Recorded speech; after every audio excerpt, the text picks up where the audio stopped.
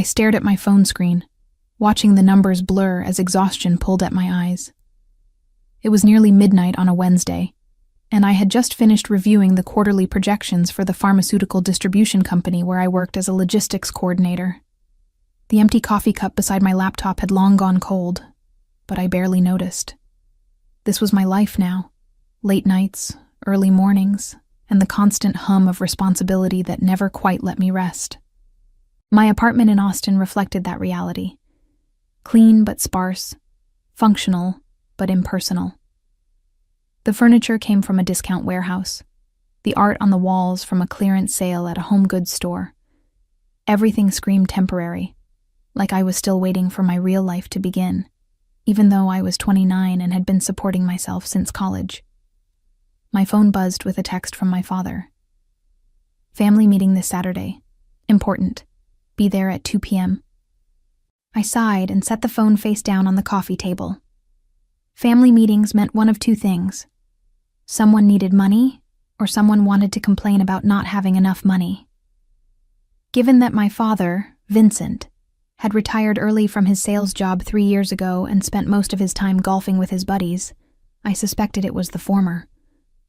Saturday arrived with the oppressive heat that made Austin summers legendary. I drove across town to the house where I grew up, a modest ranch-style home in a neighborhood that had seen better days. My father had inherited it from his parents, so at least he owned it outright. Small mercies.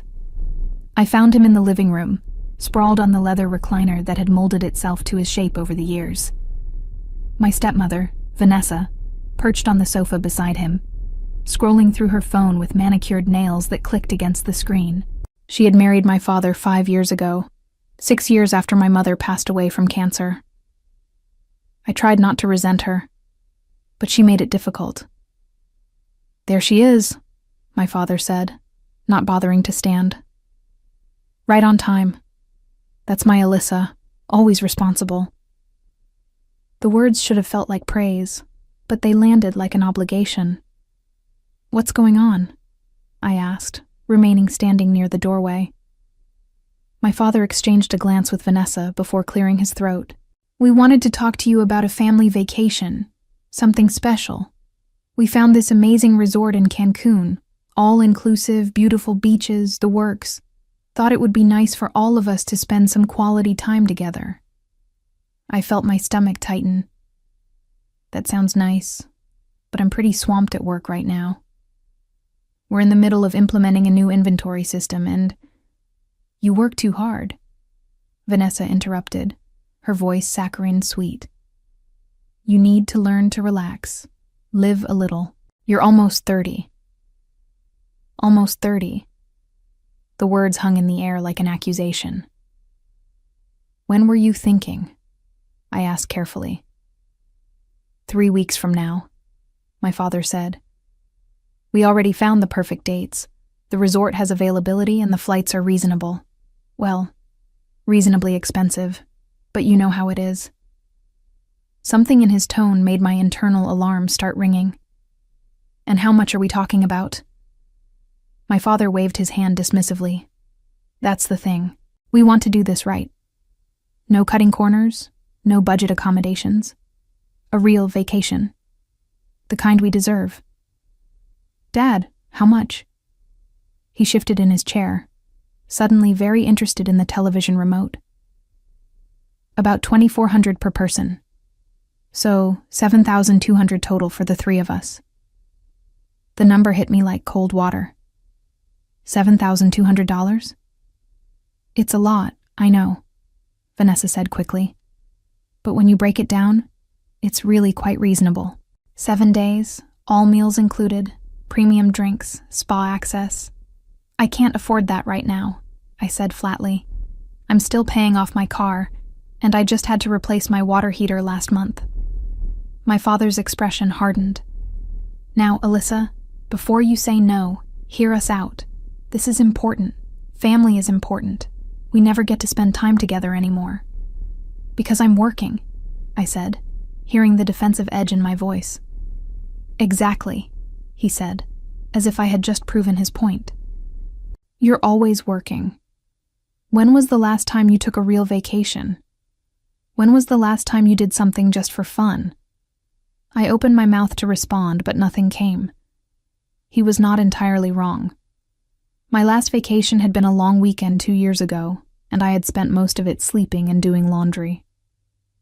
Here's what we're thinking, my father continued, leaning forward with the enthusiasm of someone about to close a deal.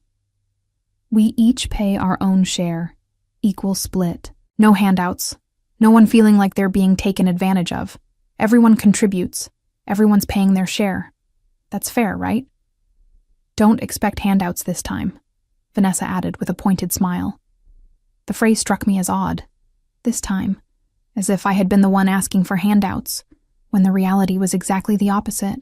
The conversation continued for another 30 minutes, with my father and Vanessa painting an increasingly elaborate picture of poolside relaxation and sunset dinners. I found myself weakening despite my better judgment. Maybe they were right. Maybe I did need a break.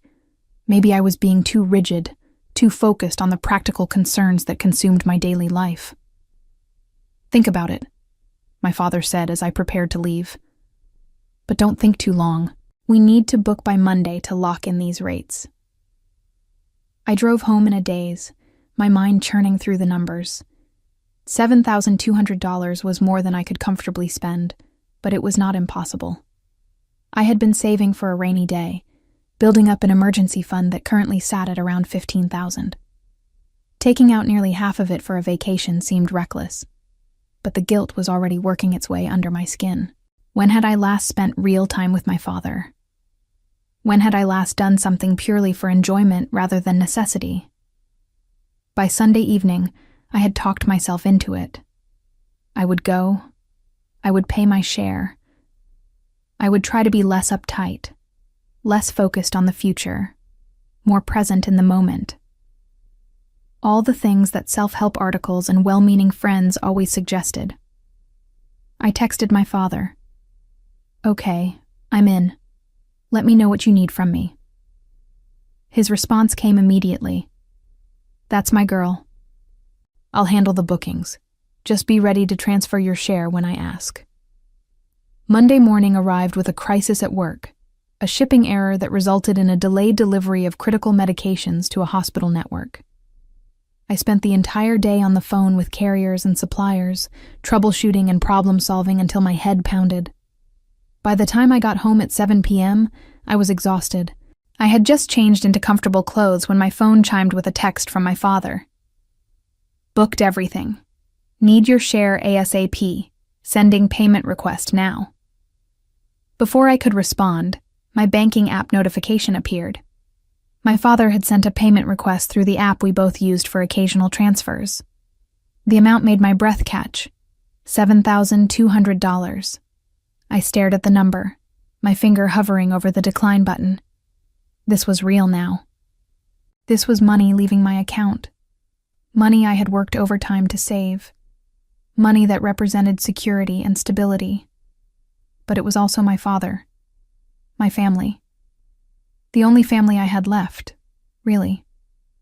I closed my eyes and approved the payment. The money vanished from my account instantly, the balance dropping with brutal efficiency. I felt physically ill watching it happen, but I told myself it would be worth it. Quality time. Relaxation. Memories. An hour later, my phone buzzed again. Another text from my father. Thanks for covering us. Couldn't have done it without you. I read the message 3 times, each pass making my chest tighten further. Covering us. Not, thanks for your share or excited to go together. Covering us. My hands started shaking as the realization crashed over me. I had not paid my third. I had paid for all of it. The entire trip. My father's portion, Vanessa's portion, and mine. $7,200 total, split 3 ways, should have been $2,400 each. But my father had never intended to pay his share. Neither had Vanessa. They had set me up perfectly. The talk about equal splits, about no handouts, about everyone paying their own way. It had all been theater. They had known exactly what they were doing, had probably planned this conversation down to the last manipulative detail. I called my father immediately. He answered on the fourth ring, his voice cheerful and relaxed. "Hey, sweetheart. Everything okay?" "You said we were each paying our share," I said, fighting to keep my voice steady. "We are," he replied, confusion coloring his tone. "You just paid yours." "Dad, I paid $7,200. That's the entire cost of the trip." A pause. Then, "Is it?" "I guess the total was less than I thought." "Well, lucky us, right? More money for activities and excursions." The casual lie was somehow worse than the theft itself. "You told me to pay my share," I said, my voice rising despite my efforts. "You said $2,400 per person." "I said the trip was $2,400 per person," he corrected, his tone shifting to something patronizing. "You must have misunderstood. But hey, this works out great. You're always saying you want to do more for the family. Now you can treat us to this vacation. Think of it as a thank you for everything we've done for you over the years." Everything they had done for me. I wanted to scream.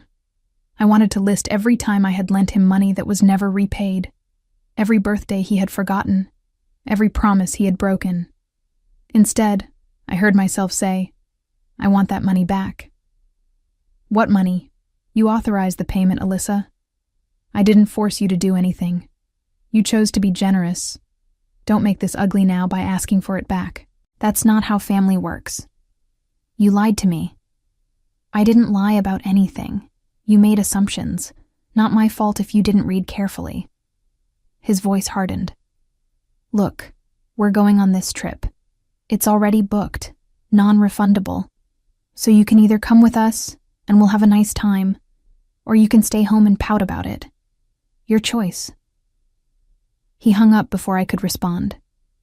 I sat frozen on my couch, phone still pressed to my ear, listening to the dead silence on the other end. My entire body felt numb, disconnected from reality. This could not be happening. My father could not have just stolen $7,000 from me with such casual cruelty. But he had.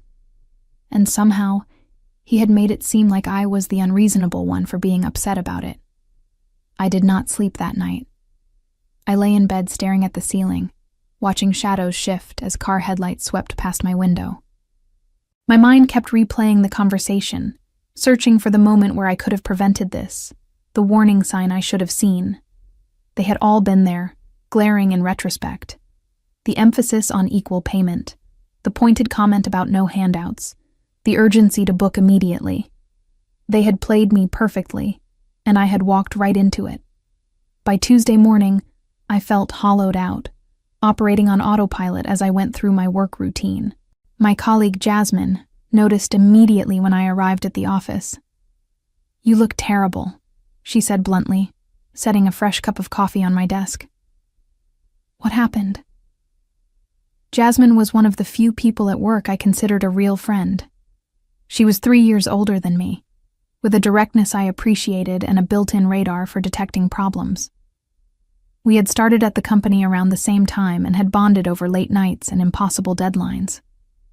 I told her everything, watching her expression shift from concern to disbelief to outright anger. "He stole from you," she said flatly when I finished. "I don't care how he framed it or what justifications he gave. He deliberately deceived you and took your money." "He's my father," I said weakly. "So what? That makes it worse, not better." She leaned against my desk, arms crossed. "What are you going to do about it?" "What can I do? The payment went through. The trip is booked." He made it clear he's not giving the money back. "Can you cancel the payment through your bank?" I had already checked. The transaction was authorized by me. The bank won't reverse it unless I file a fraud claim, and I don't know if I can do that against my own father. "Why not?" "He committed fraud." I rubbed my temples, feeling a headache building behind my eyes. "Because he's family. Because it would blow everything up. Because part of me keeps thinking maybe I did misunderstand somehow, even though I know I didn't. Jasmine was quiet for a moment, studying me with an expression I could not quite read. You know what the worst part of this is? It's not even about the money, is it? It's about the fact that he knew exactly what he was doing. He looked at you, his daughter, and saw someone he could manipulate. Someone he could use. Her words hit harder than I expected, and I felt my eyes sting with tears I refused to let fall. She was right. The money was devastating, yes, but the betrayal cut deeper. My father had calculated my guilt, my sense of obligation, my desperate desire to believe in the possibility of a real family connection, and he had weaponized all of it against me. I need to cancel that trip, I said suddenly, the decision crystallizing in my mind. I need to get that money back somehow. Can you cancel the bookings? I pulled up my laptop and started searching. My father had made the reservations, but if I could find out which resort, which airline, maybe I could contact them directly. It took me 20 minutes of digging through travel websites before I found it, a luxury resort in Cancun that matched the description my father had given. I called the resort first. A cheerful representative confirmed they had a reservation under my father's name for 3 guests, arriving in 3 weeks. When I asked about cancellation policies, the cheerfulness dimmed. I'm afraid that reservation is non-refundable, she said. It was booked as part of our premium package, which offers significant savings in exchange for commitment to the dates. What if there's an emergency? Medical issues? We would require documentation from a physician and would process a partial refund, minus a processing fee. But the resort credit would be issued to the name on the reservation. My father's name. Of course. I tried the airline next with similar results. The tickets were basic economy, which meant no refunds, no changes, no exceptions. My father had chosen the cheapest, most inflexible options available, maximizing his benefit while eliminating my ability to recover anything. He had planned this carefully. This was not impulsive or opportunistic. This was calculated theft. I called my bank next and spent 45 minutes navigating their phone system before reaching a representative who could help. I explained the situation, choosing my words carefully. I authorized a payment that I now realize was based on fraudulent information, I said. The recipient misrepresented what I was paying for. The representative was sympathetic but clear. If you authorize the payment yourself, ma'am, we typically cannot reverse the transaction. However, you can file a dispute claim. We'll investigate and contact the other party. How long does that take? Usually 30 to 45 days. In the meantime, if we find evidence of fraud, we can initiate a chargeback. 30 to 45 days. The trip was in 3 weeks. Even if the bank sided with me, the money would be gone by then, spent on a vacation I would not be taking. But I filed the claim anyway. It felt like the only concrete action I could take, the only way to formally declare that what had happened was wrong. That evening, my father called. I almost did not answer, but some stubborn part of me wanted to hear what he would say. The bank contacted me, he said without preamble. Really, Alyssa? You're filing fraud claims against your own father? You stole from me. I didn't steal anything. You gave me that money freely. And now you're trying to ruin our vacation because you're having buyer's remorse? That's childish. The gaslighting was so blatant it almost made me laugh. You told me I was paying my share. 1/3. Instead, I paid for everything. Semantics. The point is, the money's spent. The trip is booked. And if you keep pushing this bank thing, all you're going to do is damage our relationship permanently. Is that really what you want? I thought about that question seriously for the first time. What did I want from this relationship? What had it ever given me besides obligation and disappointment? I want my money back, I said quietly. That's not happening. So you have 2 choices. Drop this nonsense and come on the trip, or stay home and accept that you made a generous gesture for your family. Either way, move on. He hung up again, leaving me alone with my anger and my emptiness and my remaining $8,000 in savings that suddenly felt like a fortress under siege. I had spent my entire adult life trying to be responsible, trying to be good, trying to be the person who did the right thing even when it was hard. And this was what it had earned me, a father who saw me as an ATM machine and a stepmother who probably laughed about it behind my back. Something shifted in me that night, sitting in my quiet apartment with the weight of betrayal pressing down on my chest. I was done being the responsible one. I was done being the easy target.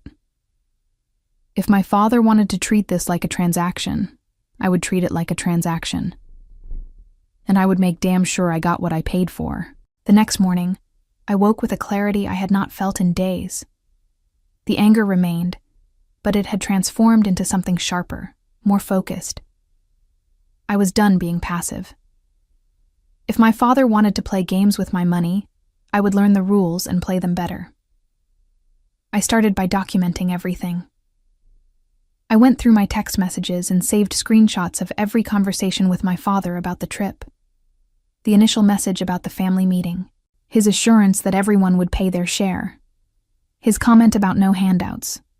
Most importantly, his text thanking me for covering us, an admission buried in casual language that he had never intended to pay anything himself.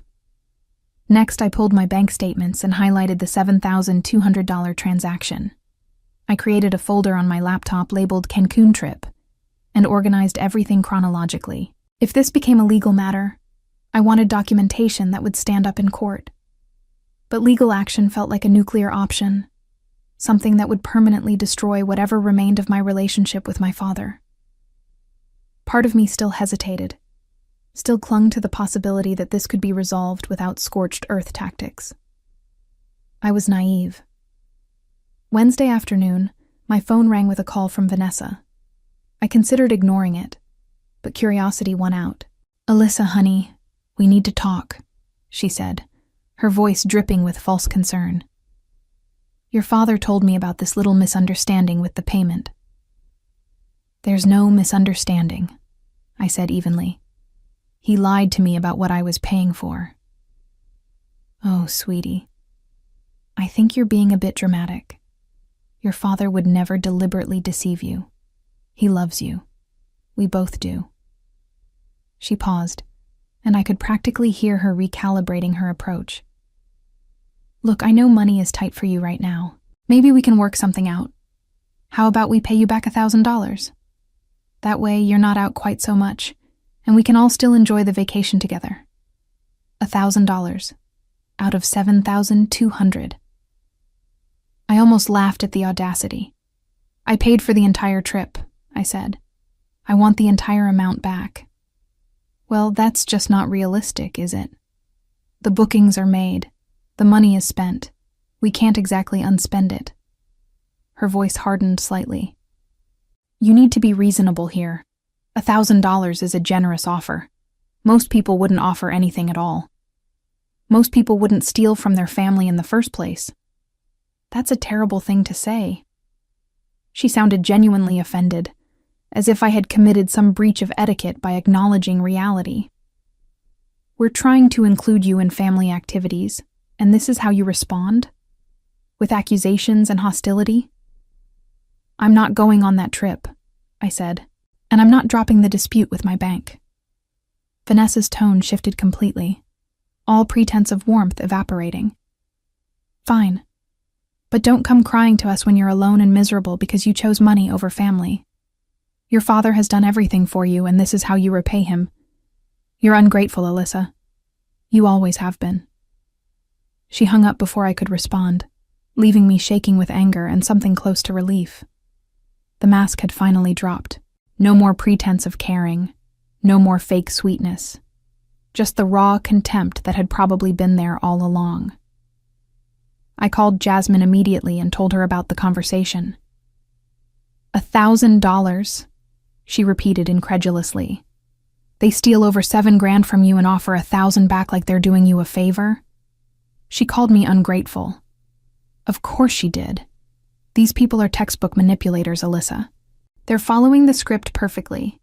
Steal, gaslight, make you feel guilty for being upset, offer an insultingly small concession to make themselves look generous. Jasmine paused. You need to accept that you're not getting that money back through negotiation. They have zero incentive to return it. So what do? You make them regret it, she said simply. You find a way to impose consequences that actually matter to them. I thought about that for the rest of the day. What did my father value? What would actually hurt him?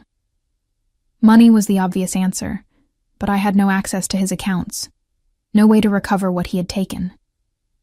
His reputation mattered to him. He was proud of his image as a successful retiree, a man who had earned his comfortable life. But how could I damage that without looking vindictive? The answer came to me that night, as I reviewed the documentation I had compiled. The trip was in 3 weeks. The reservations were non-refundable.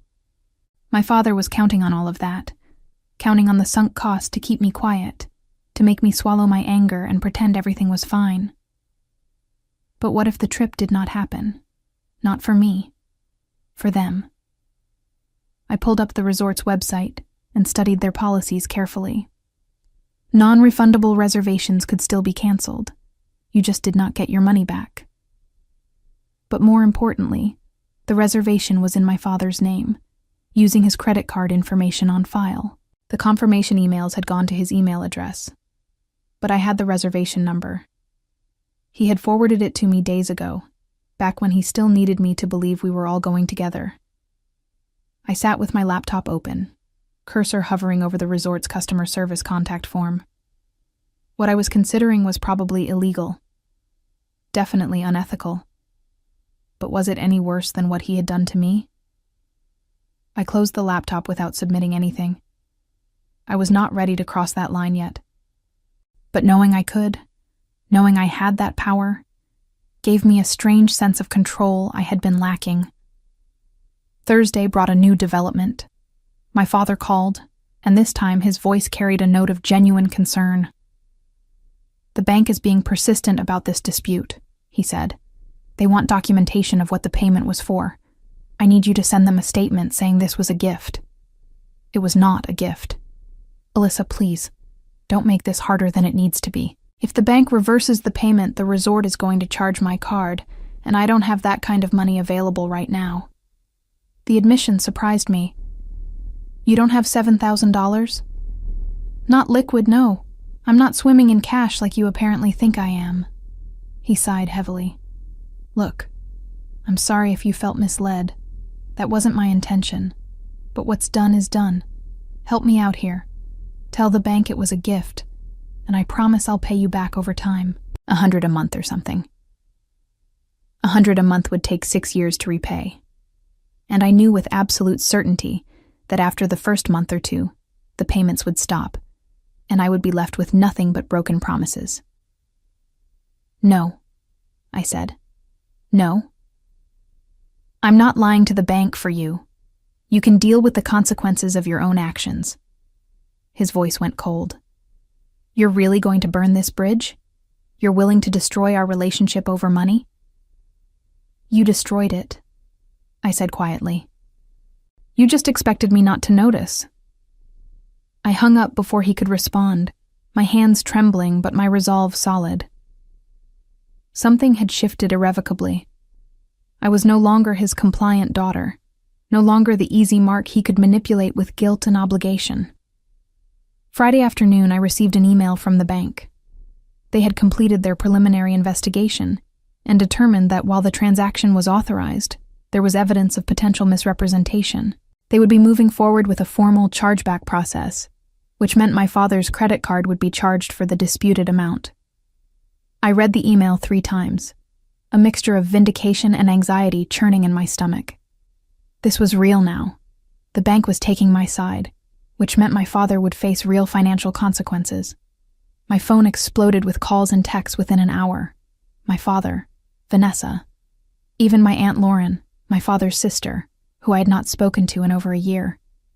I ignored all of them and went for a long walk around my neighborhood, needing the physical movement to process what was happening. The late afternoon heat pressed down on me, but I barely noticed. My mind was already racing ahead, calculating what my father would do next. When I finally returned home and checked my voicemail, my father's message was predictably furious. "You have crossed a line, Alyssa. The bank is charging me $7,000 that I don't have. My credit card is going to be maxed out. Do you understand what you've done? You're destroying my credit, my financial stability, all because you couldn't let this go. I hope you're happy. I hope this was worth losing your family over." Vanessa's message was shorter, but more venomous. "Your father is having chest pains because of the stress you're causing. If something happens to him, it's on you. I hope you can live with that." The guilt hit immediately, exactly as they intended. What if my father really was having health problems? What if I was taking this too far? But then I remembered the casual cruelty in his voice when he told me to get over it. The way Vanessa had called me ungrateful. The calculated manipulation of the entire scheme. I called Jasmine, needing someone to talk me down from the guilt spiral. "They're trying to manipulate you again," she said firmly when I explained. "The chest pains, the destroyed credit, all of it, that's just a different tactic. They want you to feel responsible for the consequences of their own actions. But what if something really does happen to him? Then that's on him, not you. He created this situation. He stole from you. The bank agreed with you, Alyssa. That should tell you everything you need to know about who's in the wrong here." She was right, but guilt was a hard habit to break. I had spent so much of my life trying to be the good daughter, trying to maintain peace, trying to fix problems that were not mine to fix. Saturday morning brought a surprise. My father showed up at my apartment. I saw his car pull into the parking lot from my window and debated not answering the door. But confrontation felt inevitable, and I preferred it on my territory rather than his. He looked haggard when I opened the door, older than I remembered. For a moment, I felt a pang of sympathy. Then I remembered why he was here. "Can I come in?" he asked quietly. I stepped aside and let him enter. He stood awkwardly in my small living room, taking in the modest furniture and bare walls like he was seeing them for the first time.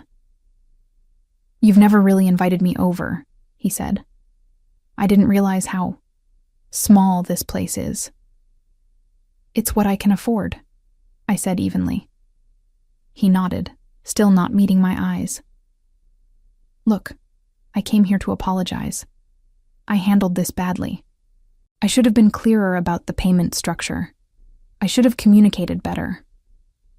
It was the closest thing to an admission of guilt I had ever heard from him, but it still fell short. He was apologizing for poor communication, not for theft. For a tactical error, not a moral failing. "You lied to me," I said. "You deliberately set up a situation where I would pay for your vacation while thinking I was paying for mine." "I didn't think of it that way," he protested. I don't know what I thought. Maybe that you wouldn't mind helping out. You make good money, you don't have kids, no major expenses. It seemed reasonable. It seemed reasonable to steal from me because I don't have children. He flinched at the word steal, but did not correct it. "The bank is going to charge my card, $7,000.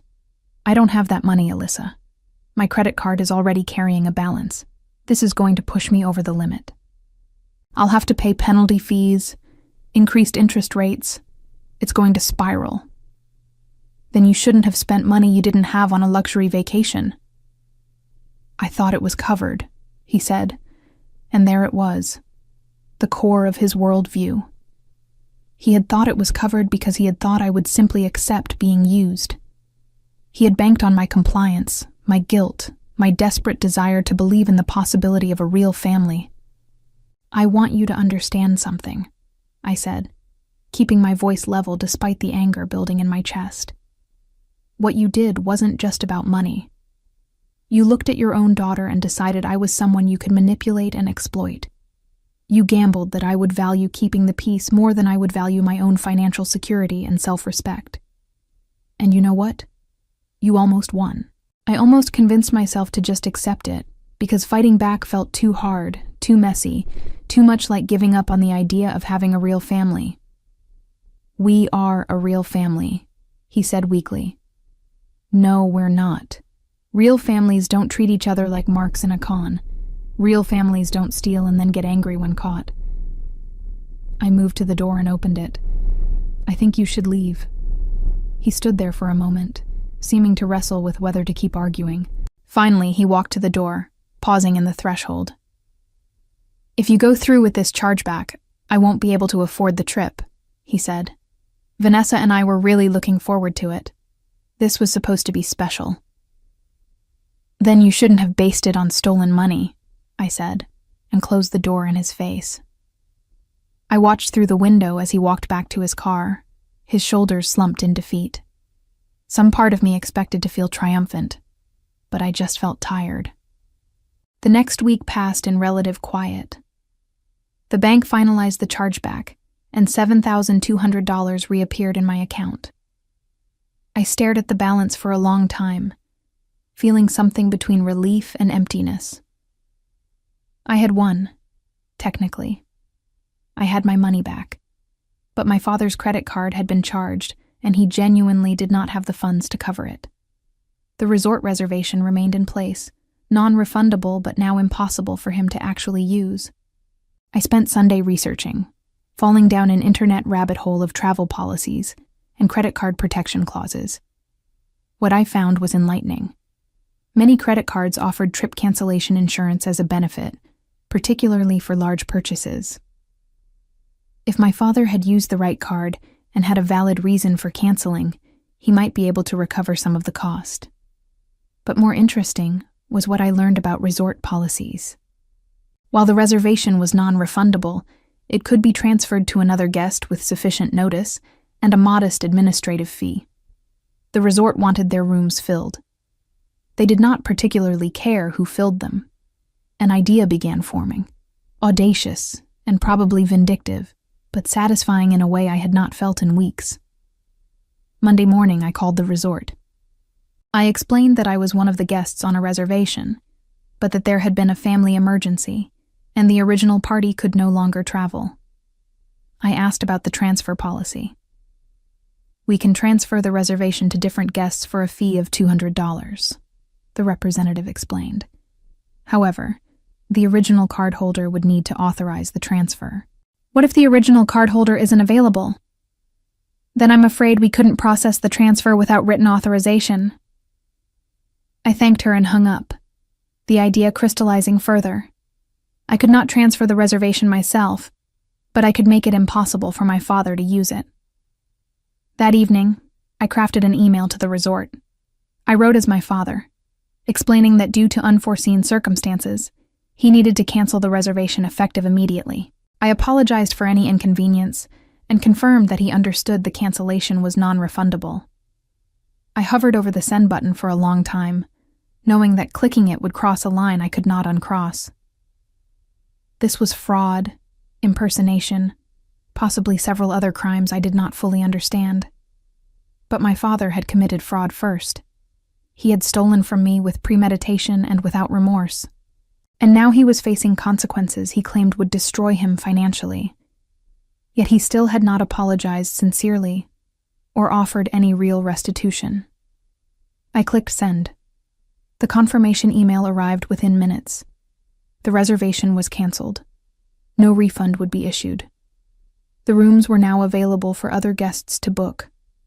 I felt simultaneously powerful and sick to my stomach. Tuesday morning, I received a frantic call from my father. "What did you do?" he shouted without preamble. "The resort called Vanessa. They said our reservation was canceled. They said I sent an email canceling it, but I never sent any email. What the hell did you do?" "I have no idea what you're talking about," I said calmly. "Don't lie to me. This has you written all over it. You canceled our trip out of spite. You got your money back, and that still wasn't enough for you. You had to completely sabotage everything. If someone canceled your reservation, Maybe you should take it up with the resort, I suggested. I'm sure they have records of the communication. They showed me the email. It came from my email address. How did you access my email, Alyssa? That's illegal. That's hacking. I had not actually accessed his email. I had simply created a free email account with a similar name and sent it from there, counting on the resort staff to not scrutinize the exact address too carefully. But I did not correct his assumption. I think you're confused, I said. Maybe Vanessa canceled it? Or maybe you did and forgot. Either way, this sounds like your problem, not mine. You are unbelievable, he hissed. You know what? Fine. You win. Are you happy now? You got your money back, you ruined our vacation, and you destroyed our relationship. Congratulations. I hope it was worth it. Actually, I said, the words coming out before I could stop them. I have one more thing to tell you. What? His voice was wary now, uncertain. I'm done, I said simply. I'm done being your backup plan. I'm done being the responsible one who fixes your problems. I'm done feeling guilty for having boundaries. You taught me something valuable these past few weeks. That blood relation doesn't obligate me to accept mistreatment. So thank you for that lesson. It's the most useful thing you've ever given me. Alyssa. I hung up and immediately blocked his number. Then I blocked Vanessa. Then I blocked my Aunt Lauren, who had tried calling several more times with increasingly aggressive voicemails about family loyalty. I sat in the silence of my apartment, waiting to feel regret or sadness, or something other than this strange light sensation in my chest. It took me a moment to recognize the feeling. Relief. Wednesday brought an unexpected visitor. Jasmine showed up at my apartment after work with takeout Thai food and a bottle of wine. I figured you might need company, she said, pushing past me into the living room. And also, I'm dying to know what happened. You've been cryptic as hell in your texts. I told her everything while we ate pad thai straight from the containers. The chargeback. My father's visit. The canceled reservation. The final phone call. Jasmine listened without interrupting, her expression shifting from shock to admiration to something close to awe. You actually did it, she said when I finished. You went full scorched earth. Was it too much? I asked, voicing the doubt that had been nagging at me. Are you kidding? It was exactly enough. He stole from you, gaslit you, tried to manipulate you into feeling guilty for being upset, and then got mad when he faced consequences. You didn't do anything to him that he didn't do to himself. She raised her wine glass. Here's to standing up for yourself and not letting people treat you like a doormat. We clinked glasses, and I felt something shift inside me. Maybe Jasmine was right. Maybe I had not gone too far. Maybe I had simply gone far enough. The rest of the week passed quietly. No more calls or texts from my father, though Vanessa apparently tried reaching me from a different number before I blocked that one too. My Aunt Lauren sent a lengthy email about how disappointed my late mother would be in my behavior, which I deleted without finishing. The following Monday, exactly 3 weeks after that initial family meeting, would have been the day of the trip. I took the day off work and spent it doing absolutely nothing productive. I slept late, watched movies, ordered expensive sushi delivery, and did not think about my father once. It felt like freedom. Tuesday, I returned to work with a clarity I had not felt in months. I threw myself into a new project, a major overhaul of our distribution tracking system that I had been putting off because it felt too ambitious. But ambitious felt right now. Ambitious felt like forward motion. Jasmine noticed the change immediately. You're different, she said during lunch. More confident or something. I feel different, I admitted. Like I've been carrying around this weight for years without realizing it, and now it's gone. The weight of trying to maintain a relationship that was only ever one-sided? Exactly that. She smiled. Good for you. Seriously. Not enough people have the courage to cut out toxic family members. We're conditioned to believe that blood relation means automatic forgiveness and infinite chances, It's refreshing to see someone actually enforce consequences. Over the next month, I threw myself into work and into rebuilding my life on my own terms. I started taking a pottery class on Thursday evenings, something I had always wanted to try but never made time for.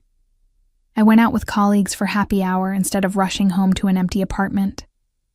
I even went on a few dates, though nothing serious materialized. Most importantly, I started therapy. Not because I thought something was wrong with me, but because I wanted to understand why I had let my father manipulate me for so long. My therapist helped me see patterns I had been blind to. The way I had always prioritized other people's comfort over my own needs, the way I had equated being useful with being valued, the way I had convinced myself that setting boundaries was selfish. "You were trained from a young age to be accommodating," she explained during one session.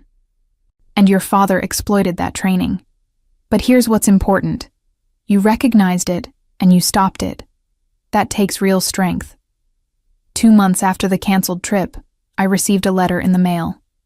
Not an email, an actual physical letter, addressed in my father's handwriting. I stared at the envelope for several minutes before opening it, debating whether I even wanted to know what it said. Inside was a single sheet of notebook paper covered in my father's familiar scrawl.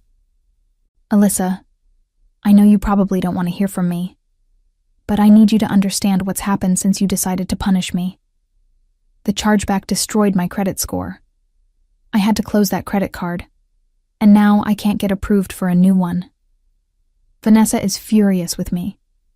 She says I humiliated her by promising a vacation we couldn't take. She's talking about leaving.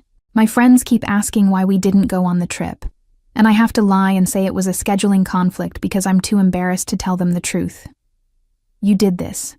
You chose revenge over family, and now I'm paying the price every single day. I hope you're satisfied.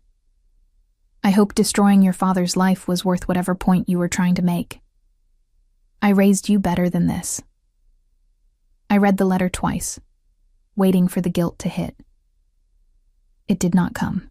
Instead, I felt a strange detachment, like I was reading about someone else's father, someone else's family drama. The phrase, "I raised you better than this," particularly struck me. He had raised me to be compliant, to prioritize his needs, to feel responsible for his emotions. And I had been better than that.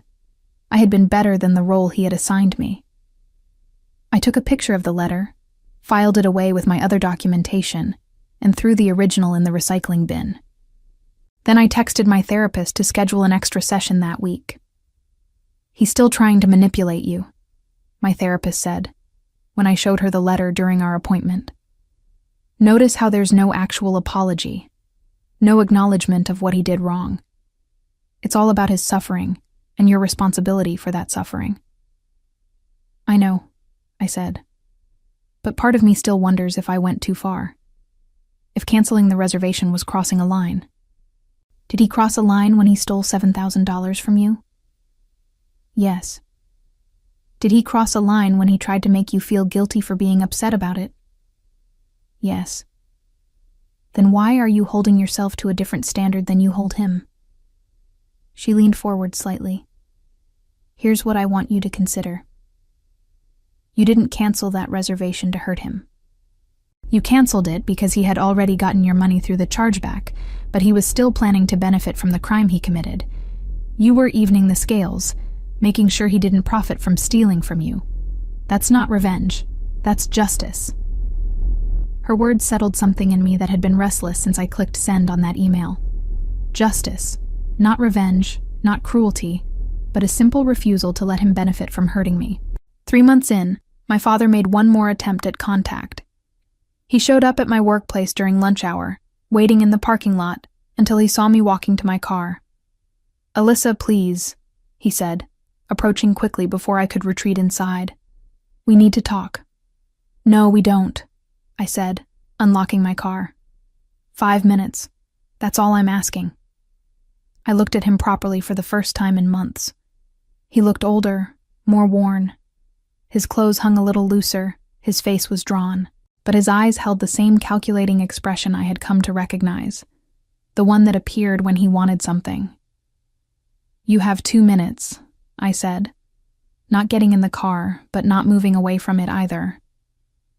"I need a loan," he said bluntly. $5,000. Vanessa did leave me. She took half of our savings when she went. I'm behind on the mortgage, behind on bills. I'm drowning, Alyssa. And you're my daughter. You're supposed to help family." The audacity was breathtaking. After everything. After the theft, the manipulation, the guilt trips, the accusatory letter. He was asking me for money. "No," I said simply. "I'll pay you back. I promise, with interest. Whatever you want." "No. Alyssa, please. I'm desperate here. I might lose the house. Don't you care about that? That's your childhood home." "A house you inherited free and clear," I pointed out. "If you're about to lose it, that's because of your own financial decisions, not because of anything I did or didn't do." "This is your fault," he said, anger creeping into his voice. "If you hadn't pushed that charge back, if you hadn't canceled the trip, none of this would have happened. Vanessa would still be here. My credit would be fine. I would be fine. You destroyed my life because you couldn't let go of a grudge." "I enforced consequences," I corrected. "There's a difference. And I'm not giving you money. Not $5,000, not $500, not 5 cents. You have 2 choices. You can accept that our relationship is over and leave me alone, or you can keep showing up and harassing me until I file a restraining order. Those are your options." His face flushed red. "You're just like your mother. Cold. Unforgiving. She could hold a grudge forever, too." The mention of my mother, who had been warm and generous to a fault, who had tolerated my father's selfishness until cancer took her, made something snap inside me. "Do not talk about her," I said, my voice dropping to something dangerous. "You don't get to use her memory as a weapon against me. She would be ashamed of what you've become. Actually, she probably always knew what you were. She just loved you anyway. I don't have to." I got in my car and locked the doors. My father stood in the parking lot, staring at me through the window with an expression I could not quite read. Hurt, maybe. Or anger. Or just the realization that his leverage was gone, that I was no longer someone he could use. I drove away without looking back. That night, I called Jasmine and told her about the encounter. "He asked you for money?" she said incredulously. "After everything?" $5,000. To save the house he's losing because he's financially irresponsible. "Please tell me you said no." I said no, and I told him we're done. Completely done. I think he finally believes it. "Good," Jasmine said firmly. "You know what? We should celebrate. Not the fact that your dad is struggling, that's just sad, but the fact that you held your ground. You didn't let him guilt you or manipulate you. That's huge growth, Alyssa." "It doesn't feel like something to celebrate," I admitted. "It just feels like something that had to be done." "That's exactly why it should be celebrated. You did a hard thing because it was right, not because it felt good. That's real strength." 4 months after the initial theft, I received an unexpected email from Vanessa. The subject line read, "You should know the truth." I almost deleted it without reading, but curiosity won out. "Alyssa, I'm writing this because I think you deserve to know what really happened with that vacation. Your father told me the whole trip was paid for. He said he had saved up money specifically for it. He said we were all contributing equally. I didn't know he had taken the money from you until after the chargeback happened, and he finally admitted what he'd done. I was furious. I told him he needed to make it right, to pay you back, to apologize properly. He refused. He said you would get over it eventually, that you always did. That's when I realized I didn't know the man I married. I left him not because of the money or the canceled trip, but because I saw who he really was underneath. Someone who could steal from his own daughter and feel justified doing it. Someone who could lie to his wife and not feel guilty about it. I'm not asking for forgiveness or trying to excuse my part in this. I should have questioned things more Should have insisted on seeing receipts. I just wanted you to know that I didn't know. And I'm sorry. For what it's worth, I think you did the right thing standing up to him. I wish I had been strong enough to do it sooner. I read the email 3 times, processing this new information. Vanessa had not been part of the original scheme. She had been another victim of my father's manipulation, or at least another person caught in his web of lies. Part of me wanted to respond, to acknowledge her apology, and maybe even develop some kind of understanding with her. But a larger part recognized that Vanessa was still part of a chapter I had closed. Opening communication would just complicate the clean break I had worked so hard to achieve. I moved the email to a folder labeled Closure and left it unanswered.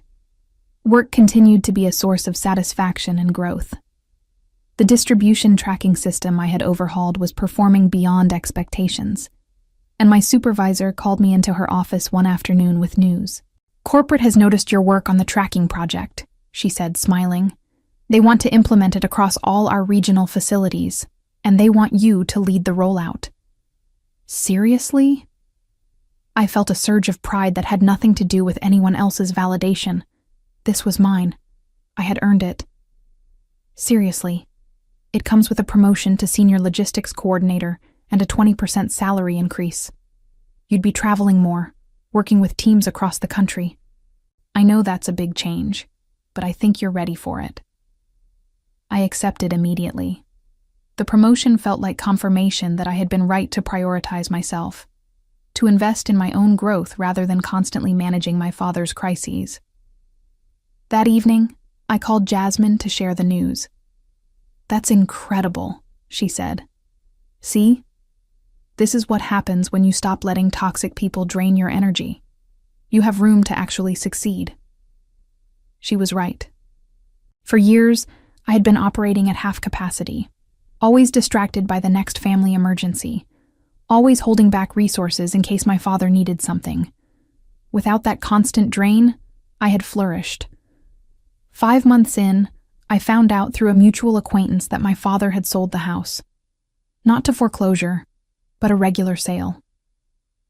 He had moved into a small apartment across town and taken a part-time job at a hardware store.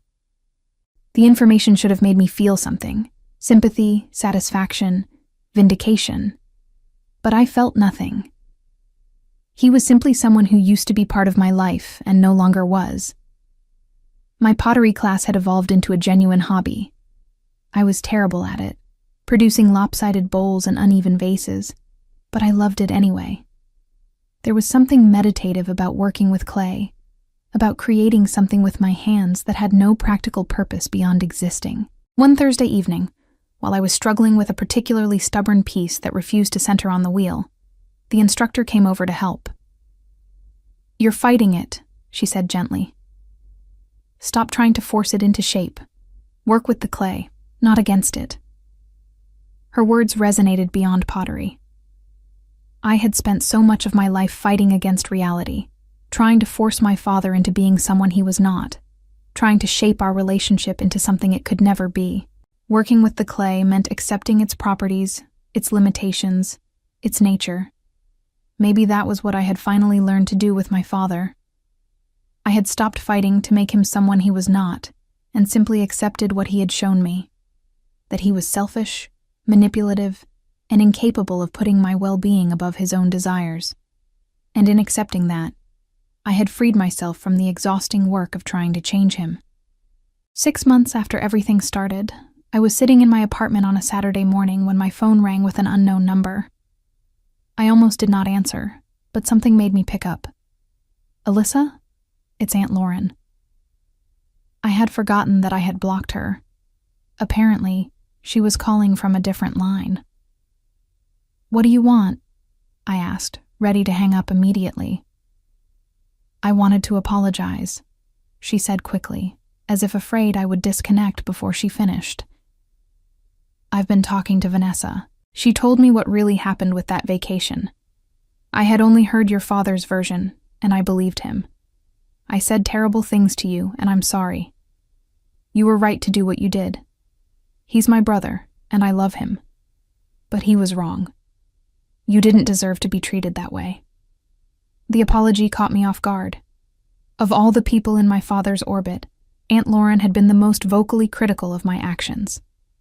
Hearing her acknowledge that I had been right felt surreal. "Thank you for saying that," I said carefully. "I appreciate the apology. Do you think—" She hesitated. "Do you think we could have coffee sometime? I'd like to have a relationship with you that's separate from your father. You're my niece. I don't want to lose you because of his mistakes." I thought about it. Aunt Lauren had been manipulated too, fed a distorted version of events designed to make me look vindictive and cruel. She had believed her brother because why would he lie? But when presented with the truth, she had been willing to admit she was wrong. "Maybe," I said. "Let me think about it." "That's fair," she said. "Take all the time you need. I just wanted you to know that I'm here if you ever want to talk." After we hung up, I sat with the possibility of rebuilding that relationship. It felt different from the dynamic with my father. Aunt Lauren had hurt me, but she had not betrayed me. She had been wrong, but she had apologized sincerely. Maybe there was room for forgiveness there, but I did not need to decide right away. That was one of the gifts I had given myself through this whole experience. Permission to take my time, to prioritize my own readiness over other people's timelines. 7 months after the theft, I took my first real vacation. Not a family obligation, not a guilt-driven commitment, but a trip I planned entirely for myself. I flew to Seattle for a long weekend, stayed in a small boutique hotel, ate at restaurants I chose, and spent hours wandering through Pike Place Market and the surrounding neighborhoods. On the last day of the trip, I found myself sitting on a bench overlooking Puget Sound, watching ferries cross the gray water.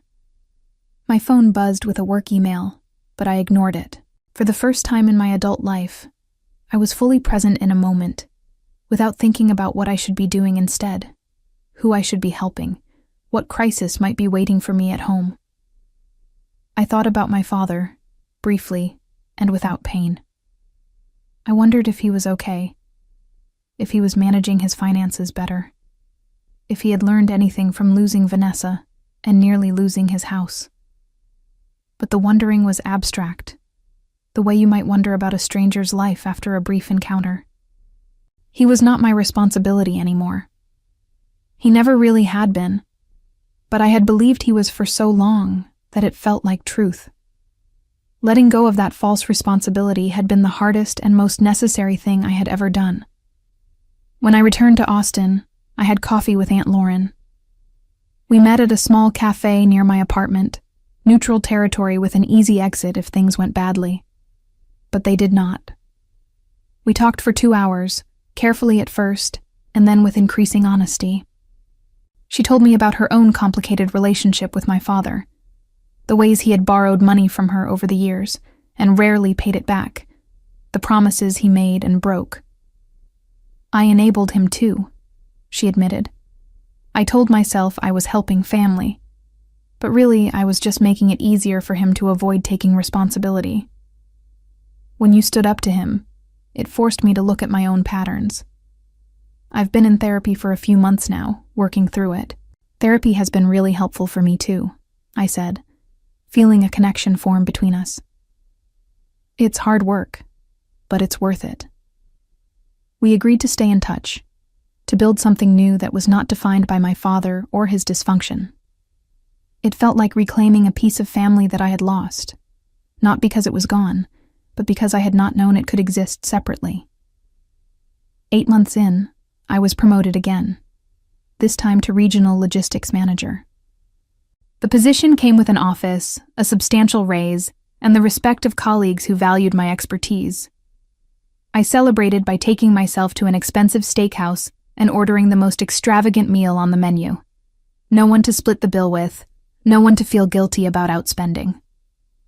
Just me, acknowledging my own success in a way I would never have done before. My father tried to contact me one more time, 9 months after the original theft. He sent a letter to my workplace, presumably because he did not have my new address after I moved to a better apartment, in a nicer neighborhood. Alyssa, I'm not writing to ask for anything. I just want you to know that I understand now. I understand what I did was wrong. I understand why you did what you did. I understand that I destroyed our relationship through my own selfishness. I'm working with a financial counselor now, trying to get my life together. I'm not asking you to forgive me or to let me back into your life. I just wanted you to know that I'm trying to be better, that you were right to hold me accountable. I'm sorry for everything. I'm sorry for being the kind of father who made you feel like you had to choose between self-respect and family. You deserved better. You always deserved better. I hope you're doing well. I hope you're happy. You don't need to respond to this. I just needed to say it. I read the letter in my car during lunch break, sitting in my designated parking spot with my new title on the sign. The apology felt real this time, unencumbered by justifications or requests. But it also felt like it came too late, after I had already done the work of moving on without it. I took a picture of the letter, filed it away with the others, and threw the original in a public trash can on my way back into the office. Maybe someday I would be ready to have some kind of relationship with my father again. But today was not that day, and tomorrow probably would not be either. And that was okay. I had built a life I was proud of. I had friends who valued me, work that challenged me, hobbies that fulfilled me. I had learned to recognize manipulation and to walk away from it without guilt. I had learned that setting boundaries was not selfish, that protecting myself was not cruel, that choosing my own well-being over someone else's comfort was not only acceptable, but necessary. My father had taught me one final, valuable lesson, though not the one he intended, that sometimes the most loving thing you can do for yourself is to stop loving people who hurt you, not with anger or bitterness, but with the simple recognition that you deserve better than what they are capable of giving. That evening, I went to my pottery class and successfully centered a piece of clay for the first time. It was not perfect. It wobbled slightly, and the walls were uneven, but it held. It maintained its shape. It became something functional and real, much like me. In the months that followed, my father's life unraveled in ways that had nothing to do with me, but everything to do with the patterns I had finally stopped enabling. His part-time job at the hardware store ended when he was caught falsifying his time card, claiming hours he had not worked. The apartment he rented raised their rates, and he struggled to pay the increase on his reduced income. His credit remained damaged, making it nearly impossible to secure loans or new credit cards. Friends who had once admired his early retirement began to distance themselves as the reality of his financial situation became apparent. He tried to reconnect with Vanessa, who blocked his calls and made it clear she had moved on with her life.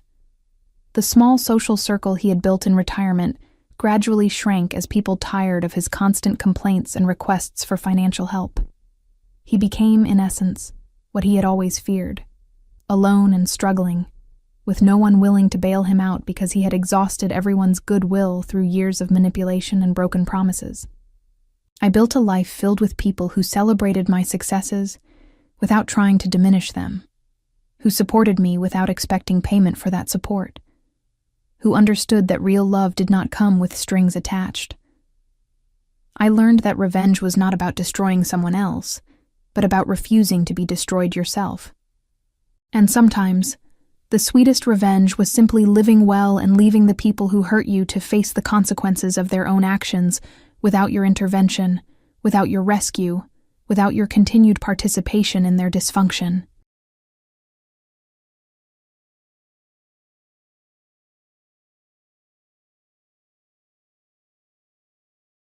I stood in my kitchen that Tuesday morning, staring at the gleaming appliances I had spent 2 years saving for, and allowed myself a rare moment of pride.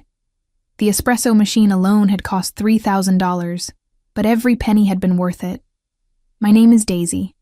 I am 27 years old, and I had worked myself to exhaustion in the biotechnology industry to afford this life. This apartment in Austin, this sanctuary of carefully chosen furniture and high-end appliances, represented everything I had built on my own.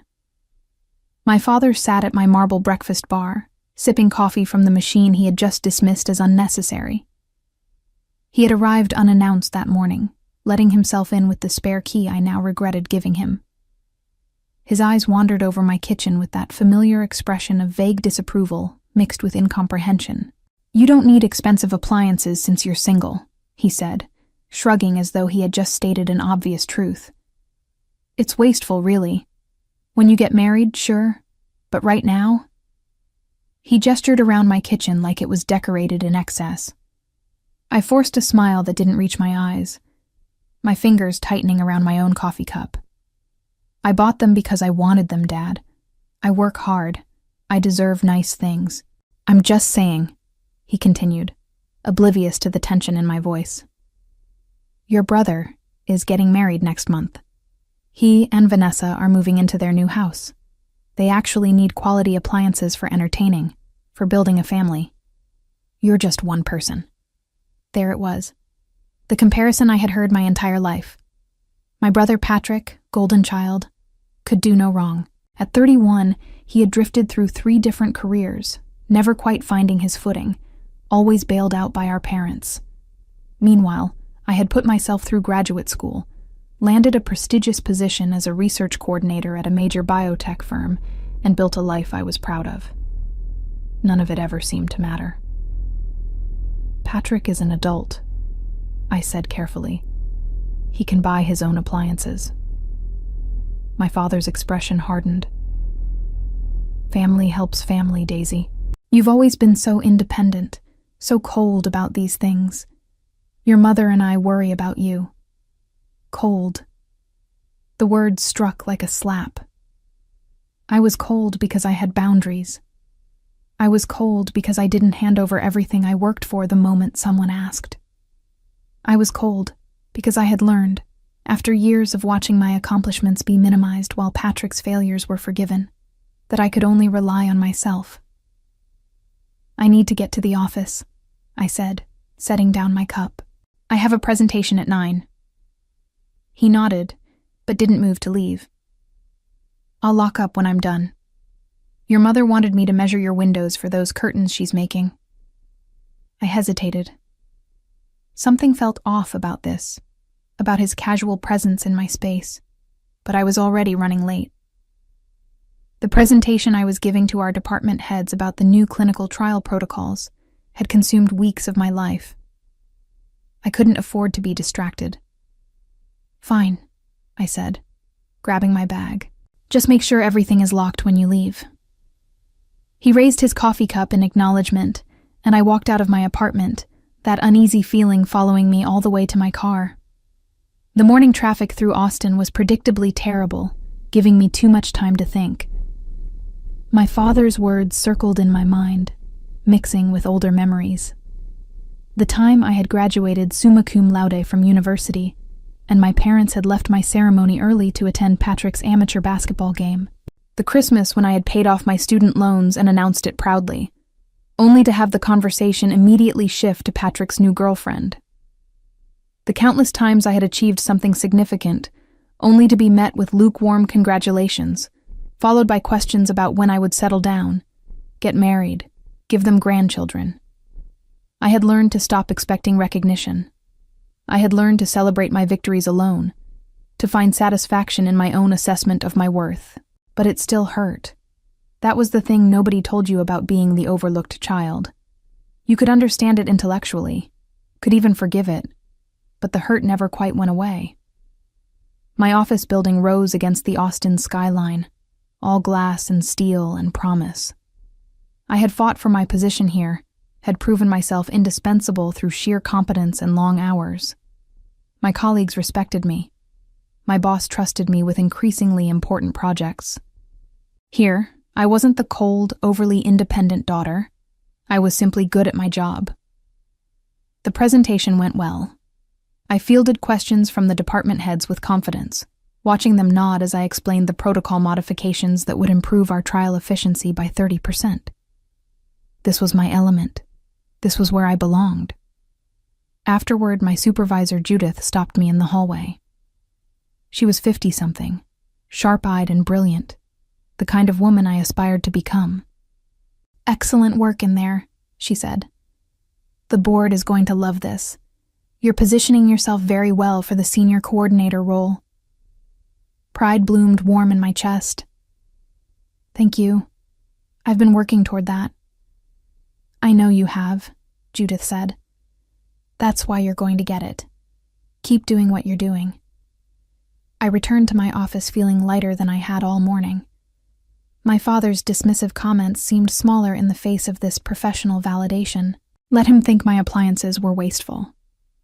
Let him prioritize Patrick's needs over mine. I had built something here that had nothing to do with them, something they couldn't diminish or take away. I stayed late to finish documentation, losing myself in the familiar rhythm of work. It was nearly 7 p.m. when I finally packed up my things and headed home. The drive back to my apartment gave me time to decompress from the day, but also time for the morning's conversation to creep back into my thoughts. I thought about how I had saved for years to furnish my first apartment, how every piece had been carefully chosen, researched, budgeted for. While my brother coasted through life, always rewarded simply for existing, I had worked overtime, skipped vacations, brown-bagged my lunches to afford the things that made my space feel like home. The appliances had been the crown jewel of my efforts. $18,500 for a complete set, including the refrigerator, the range, the dishwasher, the espresso machine, the wine cooler, and the microwave. All top of the line, all matching in sleek stainless steel. I had researched each piece for months, reading reviews, comparing warranties, waiting for the perfect time to buy. When they had finally been installed 6 months ago, I had stood in my kitchen and felt something I rarely allowed myself to feel. Pure, uncomplicated happiness. My father's words echoed again. "You don't need expensive appliances since you're single," as though my marital status determined what I deserved, as though the money I earned held less value because I didn't have a partner to spend it on. Patrick had never saved for anything in his life. He had gone through 3 different careers, each time funded by our parents. First, it was going to be real estate, until he lost his license for failing to disclose property issues to a buyer. Then it was personal training, until the gym discovered he had been inflating his certification credentials. Now he worked in sales for a solar panel company, though from what I could tell, he spent most of his time talking about sales, rather than actually making them. Yet somehow he was getting married, buying a house, being celebrated at every turn. Vanessa seemed nice enough the few times I had met her, though she had that same expectant quality my parents had, as though the world owed her things simply for showing up. They were perfect for each other. I pulled into my parking spot and grabbed my work bag from the passenger seat. The building's elevator was slow as always, giving me time to check my phone. A text from my mother. "Dad said you have a beautiful place. So glad he could visit today. Don't forget about the engagement party this weekend." I typed back a non-committal response and pocketed my phone. The engagement party. Another event celebrating Patrick's mediocrity while I stood on the sidelines, smiling, pretending I didn't notice the differential treatment. The elevator doors opened on my floor. I walked down the familiar hallway, my heels clicking against the polished floor, and stopped in front of my door. Something felt wrong immediately. The door was locked, as it should be. But when I turned the key and pushed it open, the wrongness intensified. My apartment was too quiet, too empty. I stepped inside and my breath caught. The espresso machine was gone from the counter. In its place sat a battered old coffee maker, the kind you could buy at a discount store for $20. The beautiful stainless steel was nowhere to be seen. My heart started to pound. I moved further into the kitchen, my eyes taking in each new horror. The wine cooler was gone, replaced by a scratched-up mini-fridge that looked like it had been pulled from a college dormitory. The refrigerator, my gorgeous smart refrigerator with the touchscreen and the perfect ice maker, was gone. In its place stood an ancient white model, dented on one side, humming loudly. I yanked open the oven door with shaking hands. Not my range. This was some cheap electric model, one of the burners visibly damaged. Coming home from the office to find my $18,500 appliance set replaced with scratched-up junk made everything suddenly, painfully clear. My father hadn't come to measure windows. He had come to rob me. The room tilted. I gripped the counter, feeling bile rise in my throat. Every single appliance I had saved for, worked for, chosen so carefully, was gone, stolen from my own home by my own father, and replaced with garbage, as though I wouldn't notice, as though I didn't deserve better, as though my things were interchangeable with trash. My phone rang. My mother's name flashed on the screen. I answered, my voice coming out strangled. "What did Dad do?" "Oh, honey," she said in that bright, deflective tone she used when she knew she was in the wrong but planned to brazen through it anyway. "We were going to tell you tomorrow. Your father picked up your appliances this afternoon.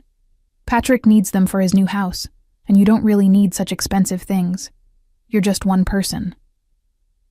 "He stole from me," I said, each word precise and cold. "He came into my home and stole $18,000 worth of my property." "Don't be dramatic," my mother said, her tone sharpening. "We're family. We help each other. Your father left you perfectly functional replacements. You won't even notice the difference." I looked at the ancient refrigerator, at the damaged stove, at the coffee maker that probably didn't even work. "You had no right." "Patrick is starting a family," she continued, as though I hadn't spoken. "He needs quality appliances for entertaining. You can manage just fine with what you have. When you get married, we'll help you upgrade. But right now, this is what makes sense." "I'm calling the police," I said. My mother laughed, actually laughed. "And tell them what? That your father borrowed some appliances? Don't be ridiculous, Daisy. You always overreact to everything. This is exactly why you're still single. You can't see beyond yourself." I hung up. My hands were shaking so badly I nearly dropped the phone. I stood in my violated kitchen, trying to process what had happened. This wasn't a misunderstanding. This wasn't a family disagreement about boundaries. This was theft, pure and simple, dressed up in the language of family obligation.